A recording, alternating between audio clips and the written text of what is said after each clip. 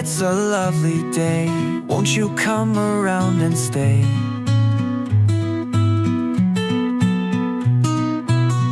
We'll chat and laugh and maybe play in our own special way.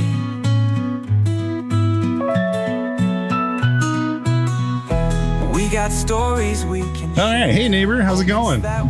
Good. How are you? Nice. Welcome to our segment called Hey Neighbor here on the Between Two Giants podcast with me and the amazing Michael Anderson. I'm the average Brian Johnson. You're too kind. I know. Jess is here again. She was on our podcast and did her episode and then told one of the funniest stories. I listened to it a couple times because it's just really, really funny. I don't know why. She wanted to come down again and actually talk about something that she's been involved in and help spread the message that's very important. Last month, right? Collecting is January is always Stalker Awareness Month, and she just wanted to tell us she's a little involved in it, helping out. Did some posts about it and some other parts. She wants to talk about how she's been involved with it and just personal experience and just make awareness about it and how resources that you can get and all that fun stuff, right? So, welcome back to the show, the three-peat champion right here, the most listened to guest on our show. Oh gosh, I doubt that. I mean, yeah, most episodes, but most listened to because I listened to her story. Highly listened to. Yeah, highly listened to. I don't have the stats in front of me, but yeah, you're like top 5. Yeah. Out of 5? Well, yeah. I mean, let's focus on Out the of positive. 3. Well, thanks for having me back again, guys. Yeah, so January is National Stalking Awareness Month, and we were supposed to record this just before Valentine's Day, but Brian and I both got really sick, so yeah, here we are now. But I wanted to bring awareness to some behaviors that stalkers can do that are oftentimes portrayed or seen as romantic. In fact, they're not. They're actually more about power and control and manipulation. And so this is very personal to me. Just recently, I went through something where a friend, not like a romantic partner, kind of overstepped a lot of boundaries. And I started second guessing myself. I ended up talking to someone that I was very close with at the time because I started to get feelings that if this person that was overstepping boundaries, we'll call him No Boundaries Ned. Boundaries Ned. I hate that guy. Yeah, seriously. But it started to get concerned that if No Boundaries Ned saw me with this person that I was close with, that something might happen. And so I struggled with telling him about it, but I finally did. And he kind of saw it exactly for what it was. And he shared a story with me about his personal experience with being stalked from one of his ex-partners, and he really encouraged me to, talk to the office where I live and inform them. And, I still kind of thought that maybe I was overreacting a little bit. Anyway, I left England pretty quickly, in large part because of what was happening. And when I got to Phoenix, I started doing some more research on these behaviors that this guy was displaying and kind of checked all the boxes for the stalking behavior. And as I was doing some research, I started thinking how many actual romantic relationships start off this way? Yeah. And then I started thinking how many end in domestic violence. Yeah. And then I realized just a couple of weeks ago, well, I guess mid-January, I realized that I had actually been in one of those situations a decade and a half ago. And it wasn't, he did display a lot of these behaviors, but it wasn't until I set strong boundaries and broke up with this person that the violence happened. And it changed the course of my life forever in really profound ways. So I want to kind of bring awareness to it and maybe get people to trust their instincts, seek help to maybe prevent something like this from happening to somebody else. Can I ask you a question? Yeah. Yeah. What are you started saying some of the signs you saw that you talked to other people? What were some of the signs that you didn't see, that other people blindly saw, very obviously saw that made you be like, oh, geez, Louise, I'm being manipulated or whatever, you know what I mean? I'm being stalked. Whether I think because the perception of stalking, someone's creeping through the bushes, Totally, but totally 100%. It's more of a manipulation awareness almost, right? Yeah. So in the relationship that I was in, and then a decade and a half ago, he did display some of these.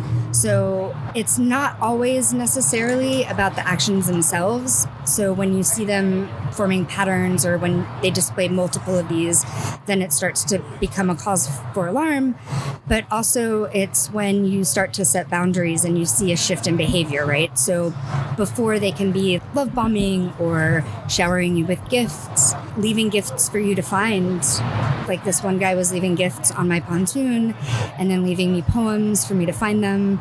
Excessive compliments. I mean, like over the top compliments where they just feel they don't feel genuine, you know? Yeah. And then once you do start setting these boundaries, and like lots of coincidences too. So I would wake up in the morning and open the hatch to my boat, and it didn't matter. It would be, anywhere between like 5 a.m. and 8 a.m. And just a few minutes after I would open my hatch, I'd get a message from him like, "Hey, good morning. Do you want to have coffee?" And That's I'm like, when "Hey, you think that's a stalker right there. Yeah, I'm like, "Hey, Just what a looking away. coincidence!" Yeah. Like I just woke up, Yeah.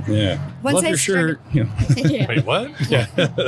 Once I started recognizing a lot of these coincidences, I started thinking like, this isn't, so many coincidences can't actually be coincidences, Yeah. right? Yeah, I absolutely. know you said that this was it was a platonic relationship, at least in your mind. Yeah. But when you think about relationships as a whole, especially new ones, I can speak for myself. When you're in it, it's very exciting. Everything's new. Everything's fresh. Totally. So you do some of those behaviors just because you're wanting to impress the other person or you feels good, whatever. Yeah. So it's an interesting slippery slope between what's appropriate, what's not appropriate. Yeah. Well, it's really, like I said, it's really about like patterns that have developed. It's about the intensity of them as well. Yeah. And then more so about what happens when you start to set boundaries. Right. So this person, my recent experience, this person was super over the top with compliments, etc.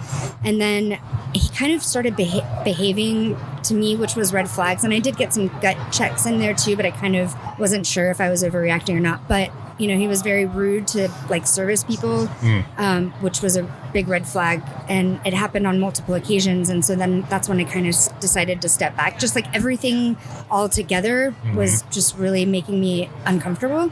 And once I did set boundaries, the text messages were just like constant. And then he apologized to me for something that like kind of didn't actually happen, but apologized to other people for my bad behavior. And that tactic apparently is a very Manipulation? common thing that they do because they need to control the narrative to make you look Right. bad. So Absolutely. they get your friends on their side. Yeah. And then So- tell you you're crazy in the end. So when he did that, that's when I went to the person that I was close with at the time and was like, if he's doing this to people that I don't know, if he does see me with someone that he knows that I'm close with. Right. Bad.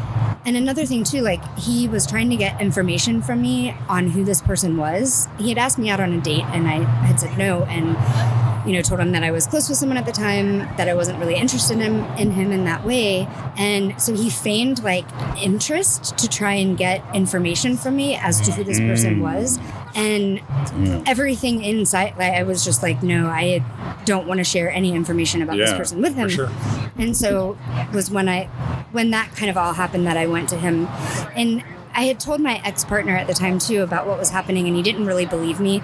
And I kind of wasn't sure if I was overreacting or not either. I'm like, these are all like really lovely behaviors, but there's just something that doesn't feel right, Especially like as soon as you wake up one night, you're like, yeah, you're right there. You're kind of a constant. Like, Yeah, he joined the gym and the co-working space that I work at. Oof. So like at some point I had to change my entire routine Right. so that I wouldn't run into him. So I had to Crazy. start working, Accidentally quotes. air Yeah. quotes, Right. Just Run seems like into a bad coworker, Right. Right. and we live in the same arena. Yeah. And so, you're going to run into people like, Sure. Yeah. that's just a given. But when you start to see them all of the time, Yeah. when they're going in the same direction with you, hey, can I catch a cab with you? I'm actually going that way too. Always show up as your Uber driver every time. It gets a little weird. The most convenient Ned ever. Oh my gosh. Actually, what you said I started setting boundaries. Like, what did you do to set boundaries to tell him, like, hey, and that, explain a little bit of that and how he's breaking them. Yeah, so he was leaving gifts on my boat. He would come on my boat in the middle of the night,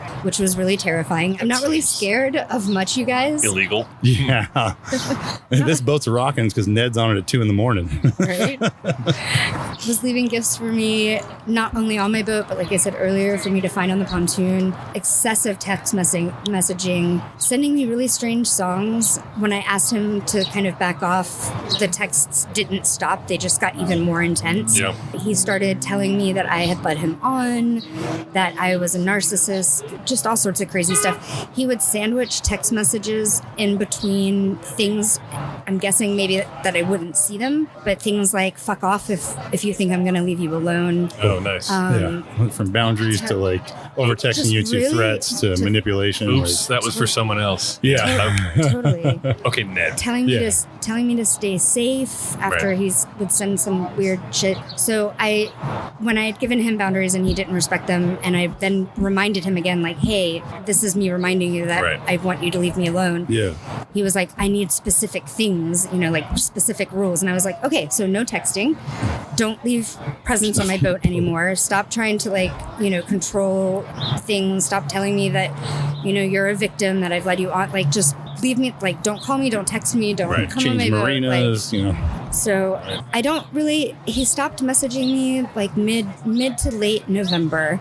I haven't heard from him since. The marina has offered to move me to a different spot so that it would be more difficult for him to find me. Yeah, I don't kind of know how this story ends, Yeah. but I do know how my last story ended, Yeah. and that was not good. Yeah. You Well, at least know? and it's nothing's you like have it happen. You went through it and you realize it now. It happened later, it happens again. You're like, oh my gosh, this is very impactful. And like, so lots of you said too is like, hey, the Marine helped me move. And I talked to my friends. He's like, you went out and talked to people you trusted. Yeah. Seems like you got support from most of the people, which is awesome. Which is what you're trying to make awareness of this. Like, reach out, let somebody else look at this. Like, is this weird? And then listen to the people that Right. give you advice. Yeah, there were two things that you said a few times that I found interesting. One was trust your instincts. You Yeah. said that repeatedly. Totally trust your instincts. The other thing was make sure you involve your partner, which is something I think that I would imagine people who are being stalked don't necessarily do. Because it's very much like I gotta protect people, protect myself and others away from this person. But you've got a relationship with somebody else. Yeah. It's probably safer to tell them directly, like, hey, this is what's going on, just to involve them in it. Yeah. Totally. From a resource perspective, sure, but you want to keep them safe as well. Yeah. 100%. So my ex at the time, when I had told him, he didn't quite believe me. And I wasn't sure if I was overreacting or not. When I talked to the person that I was close with at the time, and he immediately saw it for what it was, I had really wrestled with telling him, like you just said, like, I want to protect him, but I also didn't want to come across, because our relationship was kind of fading, and I didn't want to come across as being like dramatic or anything. And really what it ended up coming down to was his safety was more important to me than like my own, feeling a certain way about it. Yeah. And I'm really glad that I told him. That's awesome. It wasn't until, so this guy actually ended up following me and my ex into a shop in town. And it wasn't until then, and the way that he looked at my ex was so chilling. And when we left the store, my ex was like, who was that? And I was Right. like, that's the guy that I've been telling you about. And he was like, Stink Eye McGee. he was like, oh my gosh, I totally believe you. And it was that day that we ended up going to the office and telling them what was happening, just so that it would be on record, Sure. you know? Absolutely. And that's something too, like I wanted to talk about ways that you can protect yourself, keep track of all of these things. So don't block them necessarily on your phone, because you want to have a record of anything that they message you. For example, like I don't want to get rid of the messages where he said, fuck off if I'm going to leave you alone. Yeah. And like the weird songs and like just the really insane, long, excessive, multiple texts every day. I took screenshots of them in case something happened to my phone. Smart. I took pictures of all the gifts that he gave me. I saved, like the weird little notes that he would leave me. Tried to just like keep all of that and document it just in case anything happens. And also, tell people that you trust. Yeah. Tell someone, if you need to take out a Restraining order? do so, or at least let the police know that Get it on record. it's happening. Be the first one to get on record. Because like you say, they're manipulative. You can go, oh, she did Totally. this. And be like, whoa, that's funny because she... And stalking is a crime in every state in the United States. Sure. So It's I crazy. think the instinct might be for some people when they get those texts or whatever to do that, to block somebody, or Yeah. I just don't want you in my life anymore. But to your point, it's good to have proof so that if something does, God forbid, happen, you can go back and the authorities can have all these records of things. 100%. And also like social media. So I have like privacy settings things, like really strict on them. I'm not very good at social media generally, but we know. We checked. Stop. What was the other thing too? Everyone mentioned like kind of like the effect it has if you go through this afterward. I'm sure there's an effect on the person that's going through it, mentally going through. Like what's like a good, or any advice you have? Like, I've been through this, now I've got my friends, I'm like past it, it's still there, but you're going to be kind of always like over your shoulder, kind of thing. So yeah, how does it affect you, and how do you move on and try and move past? So it can be, like I had said earlier, I thought that maybe I was overreacting. I was also really embarrassed to talk about it, so I didn't really talk about it with too many people. I had to change my routine, which was really detrimental, like being ADHD also and like autistic. Right. Routine is really important for me, so I had to change where I go. I couldn't work at the gym anymore. I had to stop going for like early morning runs when it was dark and I would be alone. I got really paranoid that I was being watched all of the time. I felt too like a lot of those behaviors, like you mentioned, Mike, like we do those in relationships or with our friends. And I started second guessing, like thinking, am I doing things that are coming across as like unwanted or overstepping boundaries? Right. And I'm a naturally like playful and kind of flirty person. And I felt like I really worked hard to my life to kind of let that part out of me and not be so judgmental of myself. And so I found that I was really kind of stifling my own authenticity, which was like, that's not fun. I worked a lot, like really hard to like be myself, right? And you grew into this person. Now I'm going to be somebody else because somebody else is a Ned. Yeah. And now, and I just felt like I kind of lost my spark, and I isolated myself from people. One, because I wanted to like protect people, but also two, I was just feeling really like not well. Right. Yeah. Uneasy. I'm sure it's just like mentally tough thing. Always thinking that someone's watching you is like not a great place. And already, like, I live on a sailboat. I'm already exposed to like the environment, and which is fine. But then being so exposed for like people to see me was really, really challenging. Crazy. That's an awful experience. I'm sorry you had to go through that. Yeah. But it sounds like you learned a lot about yourself and maybe other people for sure. That's cool. You're willing to get out and talk about it and be open and everything to help other people and not. But and you've got some support information for listeners who may need some other resources available. Yeah, so we can post that on our podcast. Yeah, one of them is Spark, but I sent you that information, Mike, so you can post that. Okay. Yeah.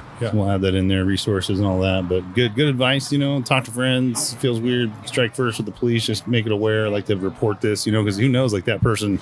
They're like, oh, these are the seventh person that's told us this. You know what I mean? So you never know, or you could be the first before the third one reports it. And help someone else down the line. So. Yep. And trust your gut. Yeah. Trust your gut. Greg. I wish that I would have known these things in my previous relationship. It could have saved me, a lot of pain, and it took me years to recover from that. I went down a long road of addiction, and I lost my business, and I went to jail, and like it was a really big struggle, and just now kind of getting out of it. Seeing growing through it. Going for sure. through it. It's a long process, and if I can save anyone from going through that themselves, then it's awesome. worth it. Well, we appreciate you sharing today, and I'm sure listeners out there do as well, especially if they're going through something like that. Yeah, for sure. We can play this in every January, as a reminder or whatever kind of thing too. So for sure, there's tons of resources out there, guys. So use them. Awesome. Use them. Especially your guys. Awesome. Thanks. Appreciate it. No, thank you. Bye. Hey neighbor, it's a lovely day. Won't you come around and stay?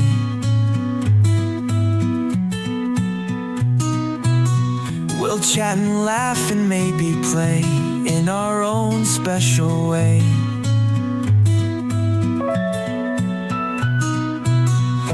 We got stories we can share, moments that we both can spare.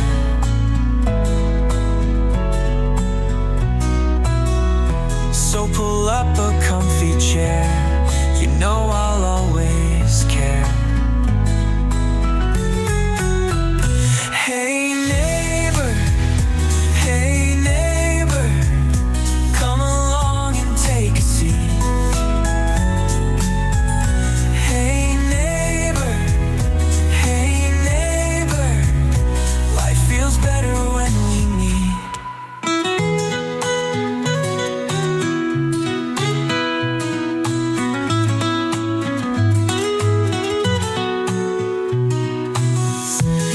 the sky is always blue, friendship colors every hue.